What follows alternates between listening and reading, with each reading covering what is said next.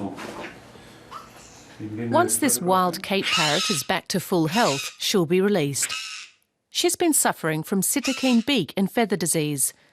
Conservation biologist Steve Boys runs a project to save the Cape parrot from extinction and rebuild its populations. There are only 1,000 left in the wild. Beak and feather disease is highly contagious and represents a mortal danger to the species. When this bird was first brought in, she was in a very bad way. She was very thin. She was in an awful condition. I'm surprised that she survived and that she's progressed as well as she has. To me, it's absolute revelation. This robust, strong-looking bird. The virus makes the feathers fall off and the beak develop lesions. This patient could no longer fly and was stuck on the branch of a tree when Boys and his team came to the rescue. She remained in poor health for a year and a half. Then Boys started to feed her and some other sick birds the species' favourite traditional food, the fruit of the yellowwood tree. As soon as we started feeding them yellowwood fruits, after trying everything, we started to see the virus go down in their blood. So far that we couldn't even find it until we used a new technique and found it at very low levels. So this is the medicine for Cape parrots that is missing from their diet. So it's not just wonderful nutrition, it is a medicine for them. Researchers here in Cape Town are also considering what effects climate change is having or could have on bird populations. How will vegetation and animal populations react if temperatures rise and rainfall drops? Germany's development agency, GIZ, is supporting the research.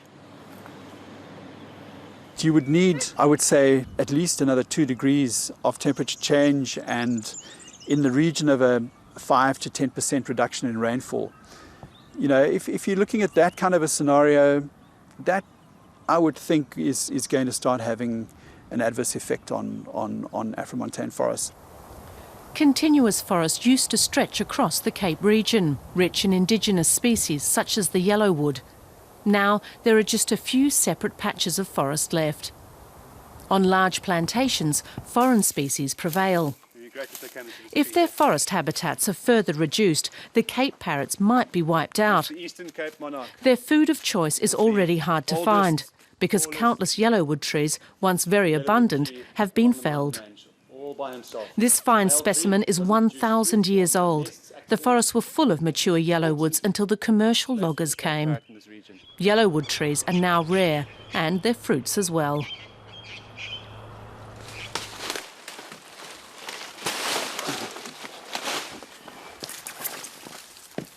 For centuries now, their timber has been much in demand. Yellowwoods were part of the Industrial Revolution in South Africa. Millions of these trees were removed for railway sleepers and mining timber to send it underground. But today, yellowwood, because of its beautiful colour, is one of the most valuable timbers on earth. Now, in some places, this will sell for as much as €3,000 per cubic metre. A mature tree fetches 25 to 30,000 euros. Although the government has set limits on the number of trees that may be felled, illegal logging continues. As you can see, with the sawdust still here, this is very recently logged. The leaves are still alive. Everything in the upper canopy is still alive. So this was in the last week. We have now lost another 200-year-old, 250-year-old yellowwood tree, one of very few remaining. But this carries on each year, one tree after another, until we one day have no old yellowwoods remaining. Though yellowwood fruit may be the perfect food and contain an antiviral agent, it's now scarce, and the birds have turned to acorns and pecans. But they contain toxins and too much fat and sugar. A century ago, yellowwood fruits were available throughout the year. Now, between January and March, the parrots have nothing to eat. Weakened birds are more susceptible to disease. The situation may not be entirely bleak, though. Boys couldn't spot any chicks for 5 years. It's only healthy Cape parrots that reproduce, and these two look like they might be about to do just that. Cape parrots need cavities to breed in, but suitable natural cavities are in short supply now. So the Cape Parrot Project has put up hundreds of nesting boxes.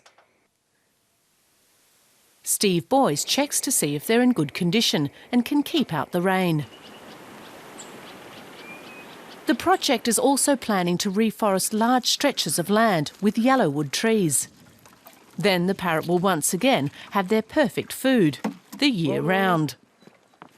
The Cape Parrot Project pays villagers to tend seedlings of yellowwood and other indigenous species, about €1 per tree, and more money to look after them later.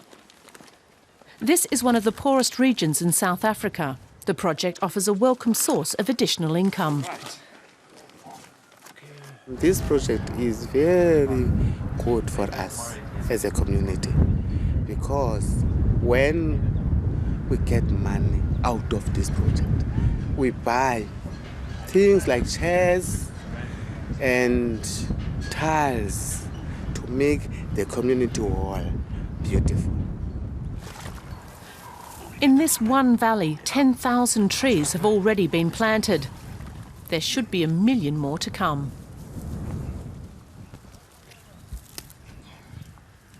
Our education with the local people would have them taking care of those trees for the next 25 years, for the next 100 years, as these forests grow up and big again.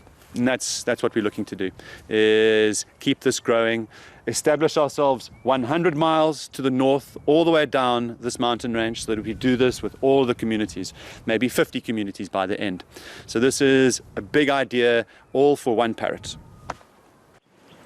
We need to restore everything we've done, especially to the forests of the world, the lungs of our planet.